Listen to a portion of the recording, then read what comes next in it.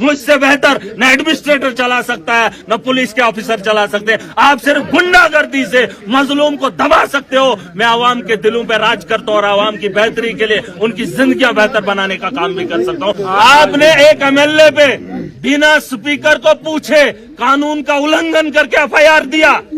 चाहे मैं अगर बीजेपी के साथ ताल्लुकात मेरे नहीं है, इसका मतलब नहीं है मोदी अमित शाह के कहने पर तुम किसी को भी दबोच दो, किसी को भी आतंकवादियों का साथी बता दो। जितना कंट्रोल मैं कर सकता हूँ उतना आपका एडमिनिस्ट्रेशन या पुलिस नहीं कर सकती। 12 लाख अवाम रहबरों से चलती है।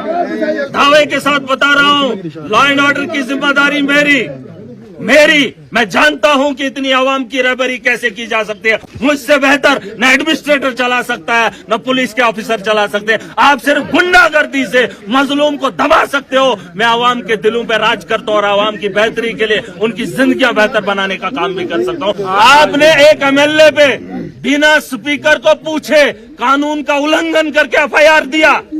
चाहे मैं अगर बीजेपी के साथ ताल्लुकात मेरे नहीं है, इसका मतलब नहीं है मोदी अमित शाह के कहने पर तुम किसी को भी दबोच दो, किसी को भी आतंकवादियों का साथी बता दो।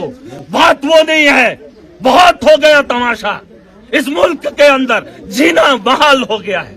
इंसानों की मौतों का कोई भी अंदाजा नहीं है, लेकिन कोई पूछताछ नहीं। बड़े आदमी को गोली भी मार दे तो सवाल होते हैं, एक गरीब की मौत के घाट उतार दिए जाए तो कोई सवाल नहीं होता है। मत मुझे जाने जिन लोगों, अरे सुन तो लो, जिन लोगों की लड़ाई मैं लड़ रहा हूँ, मैं उनके तहफ्फुज़ का भी जिम्मेदारी उठा रहा हूँ। मैं जानता हूँ कि रोज रोज मरने से बेहतर है जब वक्त आ जाए तो एक ही बार जान की बाजी लगा लो। बस यहाँ वो गांव है जहाँ मैंने नौजवानों के लाशें भी ढोई हैं, बिना मतलब के मौतें हुई।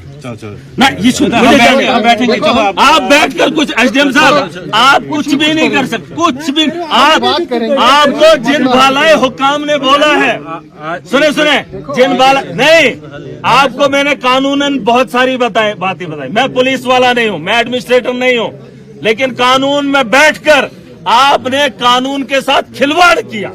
बस कोई तो करो पता कि एक एमएलए पे पर्चा चलो पूछो जरा, किसी वकील को पूछो।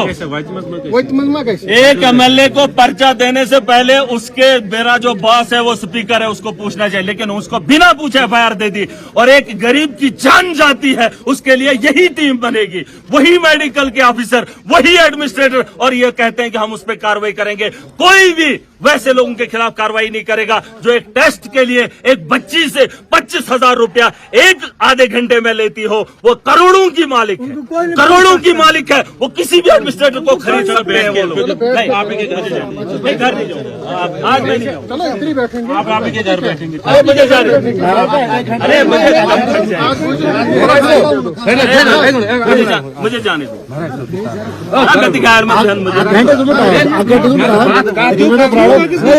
घर नहीं जाना, इधर बैठना, गाँव में बैठना। मैंने आपको मैंने पुलिस नहीं वो प्रॉब्लम। अरे सुन लो, 1000 बार मरने से बेहतर एक बार मरो। बन के मरना है, ये मत करो। लाशें कितनी ढोओगे मेडिकल कॉलेज से, कितनी उठाओगे नर्सिंग होम से, कितने घरों को बेचकर तुम इनके घरों को भरोगे? कब तक चलेगा ये सिलसिला?